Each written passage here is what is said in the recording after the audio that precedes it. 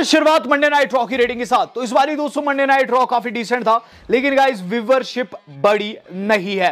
दरअसल दोस्तों व्यूवरशिप काफी घटी है। जहां दोस्तों लास्ट वीक व्यूवरशिप जो थी 1.6 मिलियन थी, इस हफ्ते दोस्तों घटकर 1.412 मिलियन हो गई है। 1.4 की दोस्तों रेटिंग आई है। और क्यों इतनी कम हुई, क्यों 21% की गिरावट आई, तो आपको बताना चाहूंगा हमारे भारत के जैसे यूएस में नहीं है सीन। दरअसल भारत में तो ओलंपिक्स को तब देखा जाता है जब कोई बंदा जीत जाता है या फिर कोई महिला जीत जाती है, लेकिन अमेरिका में दोस्तों लोग ओलंपिक्स को तवज्जो देते हैं। और इसीलिए दोस्तों एट द सेम टाइम जब रॉ चल रही थी ओलंपिक्स भी चल रहा था, और इसीलिए रेटिंग्स कम आई है।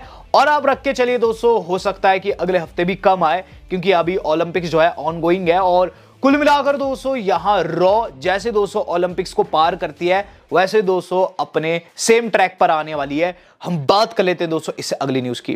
तो रेटिंग की जब बात लग रही है, तो पीक मूवमेंट क्या था इस बारी की रॉ का, तो वो था दोस्तों सेथ रॉलिंस वाला, जहां दोस्तों सेथ रॉलिंस रेफ के ड्रेसअप में आते हैं और उनके सामने CM Punk and Drew McIntyre रहते हैं। तो ये पीक मूवमेंट था दोस्तों पूरी की पूरी व्यूवरशिप का ओवरऑल। बट यहां कंट्रोवर्सी इस बात को लेकर उपन चुकी है कि गाइस जो सेथ रॉलिंस है ना, उन्होंने काफी घटिया रैफ का ड्रेसअप पहन रखा था। डे मेजर के अकॉर्डिंग सेथ रॉलिंस को इस मैटर को सीरियस लेना चाहिए। ड्रू और पंक की राइवलरी काफी सीरियस राइवलरी, और सेथ दोस्तों जोकर के भांति बीच में नाच रहे हैं, ये डे मेजर ने कहा था। तो यहां दोस्तों सेथ रॉलिंस ने इंडिकेशन दे दी इस बात की कि गाइस ऐसा नहीं होने वाला है। इस बारी के समर स्लैम में वो थोड़ा सा दोस्तों डिफरेंट ड्रेसअप कर वहां आने वाले हैं। ये उनका ड्रेसिंग सेंस नहीं था, ये दोस्तों उनका आप कह लीजिए ड्रेस नहीं था। इस बारी के समर स्लैम का जो रैफ का पहन कर आ रखे थे, जिनको काफी फनी लग रहे थे। तो कुल मिलाकर दोस्तों सेथ रॉलिंस का एक नया ड्रेसअप आप लोगों को देखने को मिलेगा as a ref in Summer Slam. हम बात कर लेते हैं दोस्तों इससे अगली न्यूज की। तो इससे अगली न्यूज जुड़ी है दोस्तों ड्रू एंड पंक से। तो जब सेथ की बात लग रही है, तो जिस मैच में वो होने वाले हैं उस मैच को डब्ल्यू वालों ने दोस्तों आज नेक्स्ट लेवल पर पहुंचा दिया, क्योंकि गाइस 2006 या फिर 7 के बाद आज फाइनली डब्ल्यू वालों ने moving match card graphic launch कर दिया इनके मैच का सबसे पहला, जो कि आपकी स्क्रीन पर मैं हल्का सा रख भी दूंगा। तो ऐसे दोस्तों 2006-2007 के आसपास देखने को मिलता था सुपरस्टार्स को। दोस्तों इसके लिए करना क्या होता है कि बैक स्टेज आकर दोस्तों एक ऑडिशन देनी होती है ग्रीन स्क्रीन के सामने। तो इसीलिए दोस्तों डब्ल्यू वालों ने इसे निकाल दिया था, क्योंकि इसके अंदर एक्स्ट्रा एफर्ट लगता था, डब्ल्यू सुपरस्टार का तैयार होकर जाना पड़ता है एंड ऑल।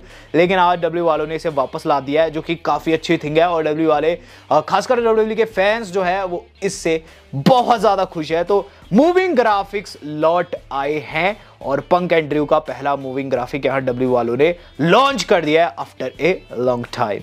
हम बात कर लेते हैं दोस्तों इससे अगली न्यूज की। तो एक और राइवलरी रॉ के अंदर दोस्तों काफी अच्छी व्यूवरशिप ला रही है, जो कि है दोस्तों लिव मॉर्गन की। लिव मॉर्गन दोस्तों आप जानते हैं रिया रिप्ले के साथ राइवलरी में है। तो गाइस यहां क्या करके बताया जा रहा है कि लिव जो है कहीं ना कहीं दोस्तों एक ऐसी चीज टीज की है जो कि उनके पास्ट के बारे में बताता है। तो आइकॉनिक रॉ सीन को दोस्तों लिव मॉर्गन ने अपने बायो में डाल दिया है।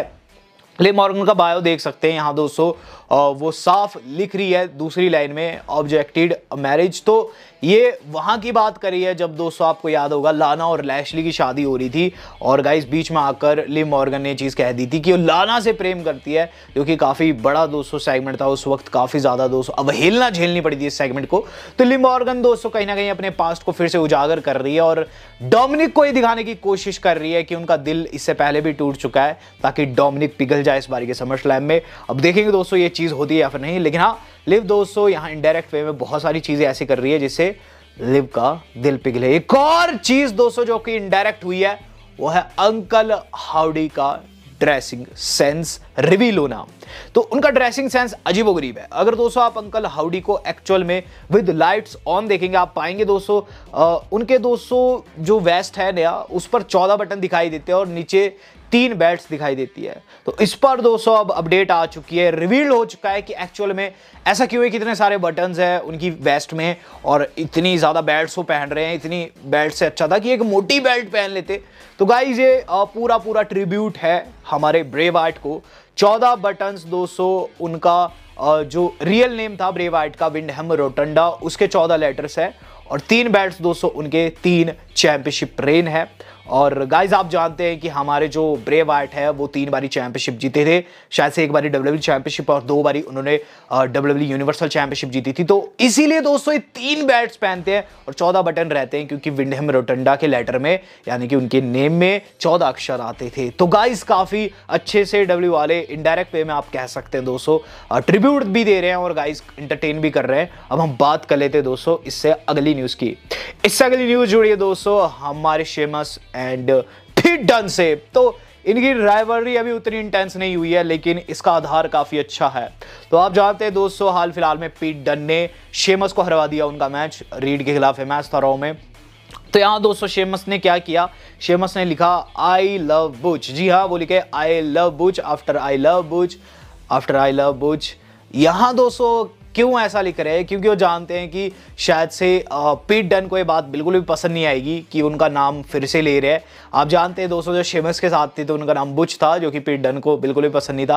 अब उनसे अलग हो चुके हैं तो उनका नाम डब्ल्यूडब्ल्यूई वालों ने वापस दे दिया है पीट डन। तो यहाँ दोस्तों जो पीट डन है उनका भी रिएक्शन आ गया, जो कि काफी सैड नजर आ रहे हैं। बात कर ली जाए दोस्तों आज की अपनी थर्ड लास्ट अपडेट की, तो गाइस थर्ड लास्ट अपडेट जो आज की हमारी जुड़ी है वो जुड़ी हुई है दोस्तों बिल गोल्डबर्ग से।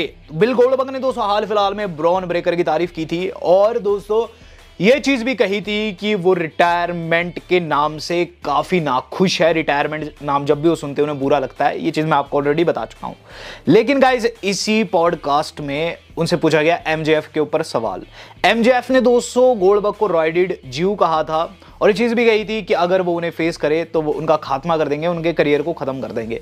तो यहां दोस्तों गोल्डबर्ग ने इसके ऊपर रिएक्शन दिया। एडब्ल्यू के सुपरस्टार और वहां के यूएस चैंप यानी कि एमजेएफ को कोट करते हुए गोल्डबर्ग क्या कहते हैं कि मैं उसके टैलेंट की तारीफ करता हूं, हालांकि बात लगती है अगर मेरी और उसकी तो we are not on same level. यहां दोस्तों कहीं ना कहीं गोल्डबर्ग ने साफ कर दिया कि अगर एमजेएफ को फेस करते हैं तो गाइज वो उनको बिल्कुल डिस्ट्रॉय कर देंगे। हालांकि दोस्तों यहां गोल्डबर्ग ने साफ कहा है कि वो जानते हैं कि एमजेएफ ने ये चीज कैरेक्टर में कही है, लेकिन एक्चुअल में अगर ऐसा होता तो वो उनका मुंह तोड़ देते। यहां दोस्तों कहीं ना कहीं एडब्ल्यू के अंदर गोल्डबर्ग के मैचेस जो है अब टीज होने लगे हैं। वेल इसी से जुड़ी है हमारी वेरी नेक्स्ट अपडेट। तो गाइज वो जुड़ी हुई है शेन मिकमैन से। जी हां, शेन मिकमैन की मीटिंग हुई है दोस्तों बीते कल टोनी खान के साथ। एक काफी ह्यूज अपडेट है और गाइज इसके अंतर्गत क्या करके बताया जा रहा है कि इनकी दोस्तों हाल फिलहाल में मीटिंग हुई है और बहुत सारी बिजनेस से जुड़ी बातें डिस्कस की गई है। दरअसल दोस्तों इससे पहले रूमर्स थे कि शेन मिकमैन एडब्ल्यू में जा सकते हैं, लेकिन जो ये मीटिंग हुई है और खासकर जो ये तस्वीर वायरल हुई है, शायद से रेसल टॉक वायरल की है, यहां चीजें साफ हो चुकी है कि गाइस शेन मिकमैन एडब्ल्यू में जाने वाले हैं और गाइस वहां बस यही बातचीत हुई होगी कि शेन मिकमैन का क्या किरदार रहेगा। ये अपने आप में दोस्तों रेसलिंग जगत में काफी बड़ी कंट्रोवर्सी पैदा कर चुकी है ये न्यूज, क्योंकि आप जानते हैं कि डब्ल्यूडब्ल्यूई जो थी वो विंस मिकमैन की थी। विंस मिकमैन कंट्रोवर्सी में फंसते हैं, डब्ल्यूडब्ल्यूई को बेच देते हैं। उनका दोस्तों जो दामाद ट्रिपल एच रहता है वो कंपनी को इस समय कंट्रोल करता है और बेटी के भी शेयर्स है। आप समझ रहे हैं दोस्तों, एक बंदा अपने जीजा जी को धोखा दे रहा है, एक दूसरी कंपनी में जा रहा है। और कहीं ना कहीं दोस्तों अगर शेन मिकमैन एडब्ल्यू में आते हैं तो एक चांस इस बात का भी रहेगा कि आगे जाकर विंसेंट केनेडी मिकमैन दिखाई दे एईडब्ल्यू में एंट्रांस लेते हुए और ये चीज कहे कि उन्होंने AEW को बाय कर लिया। इवन दो वो बाय ना भी करे तब भी दोस्तों एक तरीके से ऐसा आप कह सकते हैं बुलबुला पैदा किया जा सकता है जिससे रेसलिंग जगत में एक बड़ा विस्फोट हो। द थिंग इज यहां दोस्तों शेन मिकमैन जो है टोनी खान के साथ दिखाई दे चुके हैं। क्या पता दोस्तों AEW के जनरल मैनेजर के तौर पर आ जाए। काफी चीजें एक्सट्रीम हो चुकी है और अगर ऐसा होता है कहीं ना कहीं AEW वालों को एक बड़ा धक्का लगने वाला है, ये चीज तो प्रीटी मच श्योर है। अब देखेंगे आगे क्या होता है। शेन मिकमैन का AEW कनेक्शन वेल चीजें काफी एक्सट्रीम रहेगी और ट्रिपल एच को इससे दोस्तों काफी धक्का लगने वाला है और गाइस WWE वालों के लिए काफी बड़ी खतरे की कैंटी है। हम बात कर लेते हैं दोस्तों अब आज की अपनी मेन खबर की। तो गाइस मेन खबर जो आज की हमारी जुड़ी हुई है वो जुड़ी हुई है दोस्तों द अनडिस्प्यूटेड किंग के फिर से अनडिस्प्यूटेड बनने से। तो ट्राइबल चीफ रोमन रेंस दोस्तों इस बार के समर स्लैम में लौटने वाले हैं। हम ये चीज कई बार डिस्कस कर चुके हैं, आप मेरी इस पर मल्टीपल वीडियोस जाकर देख सकते हैं। और गाइज यहां हमने हाल फिलहाल में डिस्कस किया है कि रोमन रेंस आने वाले हैं समर स्लैम के एंड जैसे में। लेकिन गाइज अब एक सोर्स की माने विद इन WWE एक सोर्स के अकॉर्डिंग यहां दोस्तों हो सकता है कि रोमन रेंस शो में पहले आ जाए। अब गाइस इसके अंदर कुछ नहीं बताया गया, लेकिन अगर दोस्तों शो के एंड में नहीं आ रहे हैं तो हम एक अजम्पशन लगा सकते हैं कि वहां दोस्तों एक बड़ा सीन क्रिएट होते हुए नजर आए। दरअसल दोस्तों रोमन रेंस जो है वो कहीं ना कहीं समर स्लैम की मेन इवेंट को बचा सकते हैं। समर स्लैम का मेन इवेंट बिल्कुल ट्रैश है। सोलो सिकाओ दोस्तों अभी रेडी नहीं है, जैसे कि कोडी ने कहा वो बिल्कुल भी रेडी नहीं है। तो मुझे ये लगता है दोस्तों कि सोलो सिकाओ को डब्ल्यू वालों ने मेन इवेंट में डाला है ताकि वहां दोस्तों एक बड़ा ट्विस्ट लाया जाए। ये चीज भी हो सकती है कि अगर रोमन रेंस शो में मिड जैसे में या फिर पहले आ रहे हैं तो हमें पता चले कि गाइस मेन इवेंट एक सिंगल्स नहीं बल्कि एक ट्रिपल थ्रेट होने वाला है और रोमन रेंस वहां दोस्तों चैंपियनशिप जीत ले। वेल दोस्तों अभी के लिए अजम्पशन है, ये मेरी अजम्पशन है, लेकिन अगर दोस्तों वाकई में रोमन रेंस शो में पहले आते हैं तो हमें दोस्तों ये बड़ा शॉक देखने को मिल भी सकता है। अब देखेंगे दोस्तों होता क्या है, लेकिन हाँ एक चीज तो श्योर है कि रोमन रेंस आने वाले हैं, चाहे शुरू में चाहे अंत में। आप दोस्तों इस पर क्या टिप्पणी करना चाहेंगे? कि आप रोमन रेंस को एंड में आते हुए और सोलो को जस्ट स्पीयर लगाते हुए देखना चाहते हैं, या फिर आप चाहते हैं कि वो इस मैच में एड अप हो जाए और गाइज एक एक्सट्रीम सिचुएशन बने? आज का सवाल है। वीडियो आज की इतनी थी। वेल दोस्तों आज तक के लिए इतना ही। धन्यवाद। शब्बा खैर।